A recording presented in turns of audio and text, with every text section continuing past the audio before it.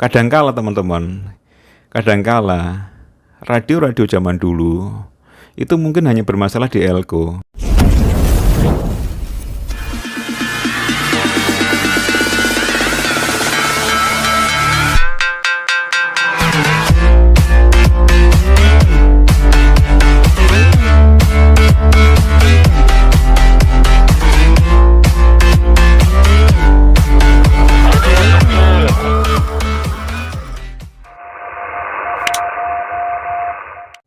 Assalamualaikum warahmatullahi wabarakatuh. Halo teman-teman, kita akan ngobrol tentang dunia amatir radio kembali.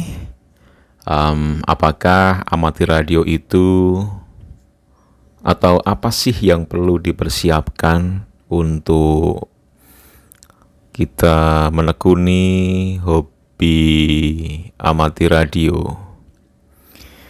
Sebenarnya kalau menurut saya, hobi amatir radio itu bukan berarti harus mempunyai radio dahulu ya. Itu adalah outputnya, atau itu adalah hal yang akan mendapatkan atau menjadi bonus buat kita nanti. Menurut saya sih yang pertama kali adalah seperti ini. Solder, peralatan untuk solder menyolder gitu. Seperti tenolnya juga, kemudian beberapa alat ukur.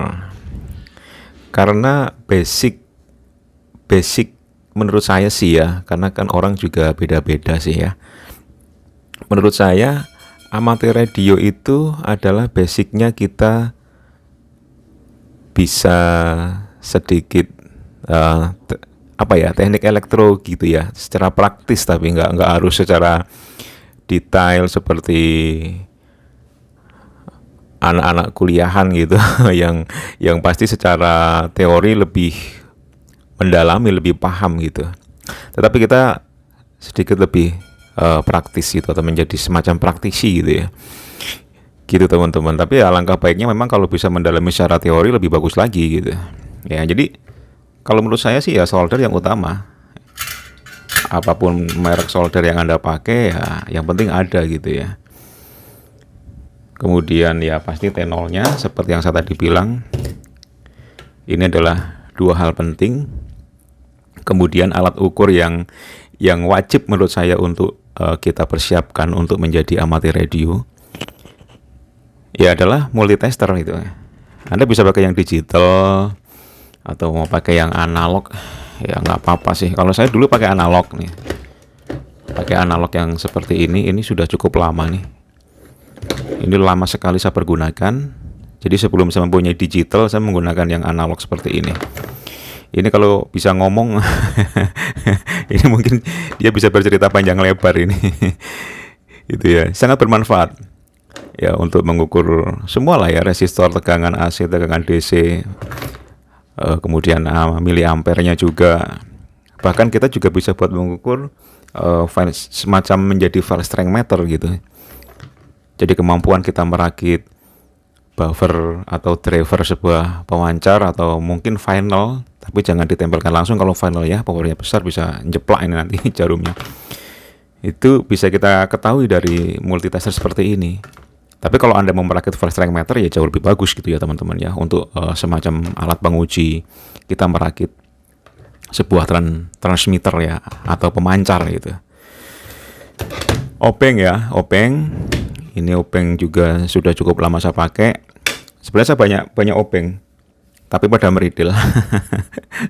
Silakan Anda plus minus yang satu set, yang apa. Yang penting pokoknya Anda pergunakan openg yang kira-kira diameternya sesuai untuk proyek-proyek elektronika amatir radio ya. Karena kan beda ya, diameter openg yang dipakai buat bengkel-bengkel mobil memangnya dengan kita ini kan beda. Kita menggunakan diameter yang jauh lebih kecil. Seperti itu. Kemudian apa ya? Kalau Anda mempunyai power meter NSWR ya oke juga, nggak ada masalah.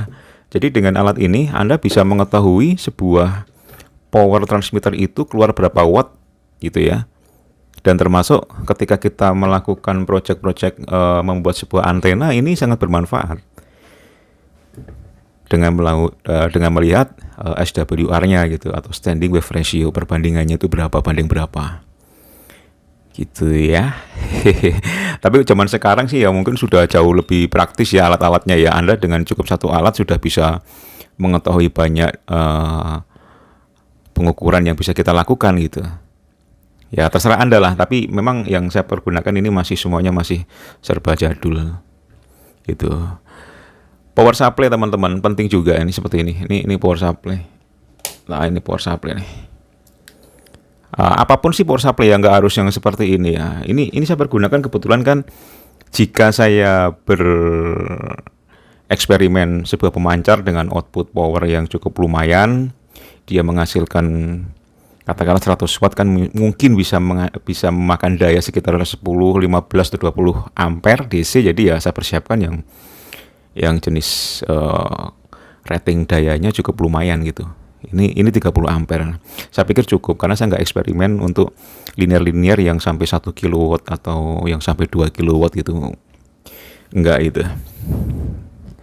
Jadi teman-teman persiapkan saja sesuai dengan kemampuan daya yang akan dipergunakan dalam eksperimen gitu ya. Tegangannya juga bisa dicas segala macam, itu perlu banget.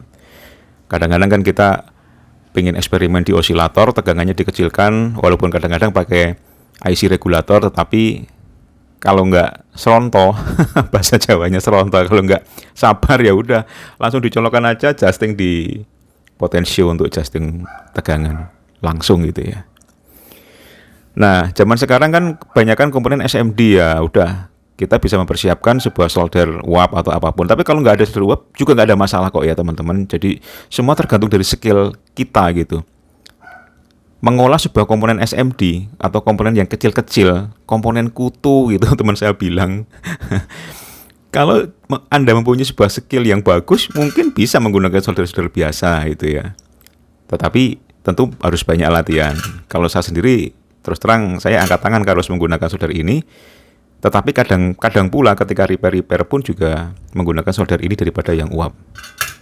Jadi ya semua disesuaikan dengan kondisi yang ada. Nah, ini yang paling penting teman-teman. Apakah amati radio itu harus membeli alat komunikasi yang sudah jadi gitu? Bukankah itu mahal? Ya, saya bilang hobi amati radio ini mahal teman-teman. Mahal. Tetapi jika kita bisa sedikit menguasai elektronika, itu akan jauh membuat kita menjadi lebih sangat beruntung dan menjadi murah dalam menekuni hobi amati radio. Gitulah. Lah kok bisa? Bisa.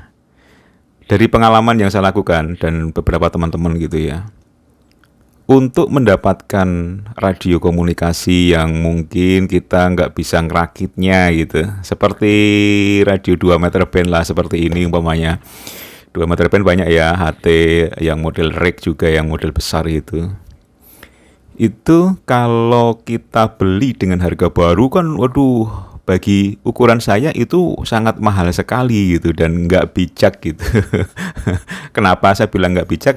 Jika kita bisa menguasai elektronika dan kita tahu sistem kerjanya, kenapa ndak kita membeli sebuah transceiver yang kemungkinan ada masalah gitu ya. Tetapi kita tahu bahwa masalah itu adalah sesuatu yang bisa kita benarkan sendiri atau kita repair sendiri, nggak perlu harus bawa ke bengkel lain atau ke teknisi lain yang barangkali bisa saja menjadi biaya yang lebih besar karena harus membayar teknisi. Begitu. Nah, beberapa peralatan radio yang saya punya pun seperti itu. Jadi mendapatkan dengan harga yang murah karena ada problem. Kemudian sampai di rumah kita harus telusuri, troubleshooting sampai mendapatkan permasalahan itu. Kadangkala teman-teman, radio-radio zaman dulu itu mungkin hanya bermasalah di elko. Ya, di elko itu hal yang wajar. Kemudian mungkin ada beberapa resistor yang bermasalah atau mungkin ada beberapa komponen aktif yang bermasalah. Nah, disitulah kita harus mempunyai kemampuan untuk sedikit bisa membaca skematik diagram, karena skematik diagram zaman sekarang jauh lebih mudah kita dapatkan di internet. Jadi kita ketika troubleshoot bisa mempelajarinya dan panduannya itu banyak. Jadi disitulah keuntungan kita. Itu penting. Jadi kalau ada sedikit kerusakan atau apapun itu kita nggak harus ke bengkel gitu ya. Mahal sih ya, bagi saya sih mahal. Jadi karena saya nggak mampu untuk itu, ya bagusnya saya harus belajar untuk bagaimana supaya bisa repair secara praktis untuk radio yang kita punya itu. Nah, terus kalau nggak bisa gimana Om Yon? Ya, kalau nggak bisa ya sudah nggak apa-apa, bawa aja ke bengkel gitu. Ya, cuma begini, maksud saya jika kita bisa akan jauh lebih memudahkan kita berhobi amati radio. Gitu ya teman-teman ya, nggak usah panjang-panjang deh. Itu aja, semoga teman-teman juga mulai semangat untuk sedikit mempelajari tentang teknik komunikasi radio, elektronika, pengenalan komponen-komponen dasar seperti resistor, elko, trafo, kemudian juga lilitan, komponen-komponen yang banyak dipakai di transceiver gitu ya, seperti itu. Terima kasih, semoga tetap semangat untuk menekuni hobi yang luar biasa ini. Sampai jumpa lagi ya teman-teman ya. Wassalamualaikum warahmatullahi wabarakatuh. Bye-bye.